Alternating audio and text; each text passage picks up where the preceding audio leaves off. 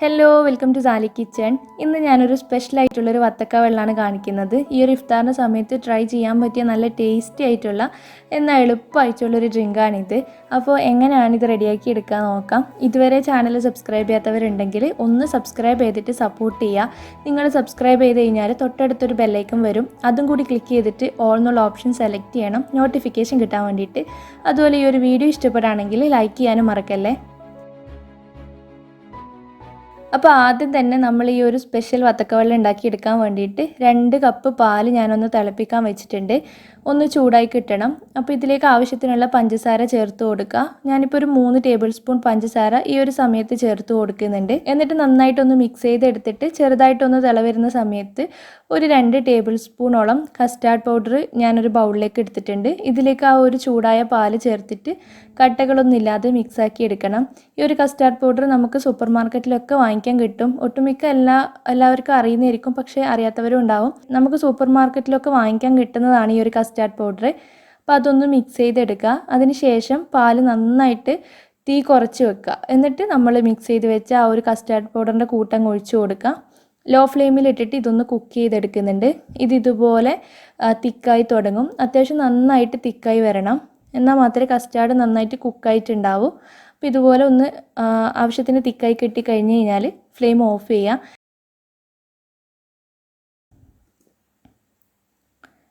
Flame off ചെയ്തിട്ട് നന്നായിട്ട് ചൂടാറാൻ നിൽക്കണം. നല്ലോണം ചൂടാറിയതിന് ശേഷം മാത്രം ഒരു മിക്സിയുടെ ജാറിലേക്ക് മാറ്റാം. അപ്പോൾ ഞാനത് മിക്സിയുടെ ജാറിലേക്ക് മാറ്റിയിട്ടുണ്ട്. ഒരു ഫ്ലേവർ കിട്ടാൻ വേണ്ടിയിട്ട് ഒരു 2-3 ഡ്രോപ്പ് വാനില എസൻസ് ഇട്ടിച്ച് കൊടുക്കുന്നുണ്ട്. വേണമെന്നില്ല, ഇല്ലയെന്നുണ്ടെങ്കിൽ ഒഴിവാക്കിക്കോ. അതിനുശേഷം മിക്സി അടച്ച് വെച്ചിട്ട് നന്നായിട്ട് അടിച്ചെടുക്കുക. ഒരു ഭാഗത്തേക്ക് മാറ്റി വെക്കുക. അപ്പോൾ ഇതിന് വേണ്ടിയിട്ട് കുറച്ച് വത്തക്ക ഞാൻ എടുത്തിട്ടുണ്ട്. ഇതിപ്പോൾ എത്രത്തോളം നിങ്ങൾ ഡ്രിങ്ക് ഉണ്ടാക്കുന്നോ അതിനനുസരിച്ചിട്ട് എല്ലാത്തിൻ്റെയും ക്വാണ്ടിറ്റി കൂടും. ഞാനിപ്പോൾ ഒരു 2 കപ്പോളം വത്തക്ക ഇതുപോലെ ചെറുതായിട്ട് കട്ട് ചെയ്തെടുത്തിട്ടുണ്ട്. ഇതിലേക്ക് ആവശ്യത്തിനുള്ള പഞ്ചസാര ചേർത്ത് കൊടുക്കുക. നല്ല മധുരമുള്ള വാട്ടർമെലൺ ആണെങ്കിൽ അധികം പഞ്ചസാര ചേർക്കേണ്ടി വരില്ല. അപ്പോൾ അത് നോക്കിയിട്ട് ചെയ്യുക. എന്നിട്ട് ഞാനിത് തവി വെച്ചിട്ട് ഇതുപോലെ നന്നായിട്ടൊന്ന് ഉടച്ചെടുക്കുന്നുണ്ട്. പിന്നെ ഇതിലേക്ക് കസ്കസ് കുതിർത്തി വെച്ചത് ചേർത്ത് കൊടുക്കുന്നുണ്ട്. ഈ ഒരു ചൂടിൻ്റെ സമയത്ത് നമ്മൾ ഡ്രിങ്കിലൊക്കെ കസ്കസ് ആഡ് ചെയ്യാറുണ്ട്. കാണാനും ഒരു ഭംഗിയുണ്ടാവും. പിന്നെ അതുപോലെ തന്നെ നമ്മുടെ ശരീരത്തിന് നല്ല തണുപ്പ് കൊടുക്കും. അപ്പോൾ അത് എത്രത്തോളം വേണമെന്ന് വെച്ചാൽ ചേർത്ത് കൊടുക്കുക. ഞാനിപ്പോൾ ഒരു 3 ടേബിൾ സ്പൂൺ ചേർത്ത് കൊടുത്തിട്ടുണ്ട്.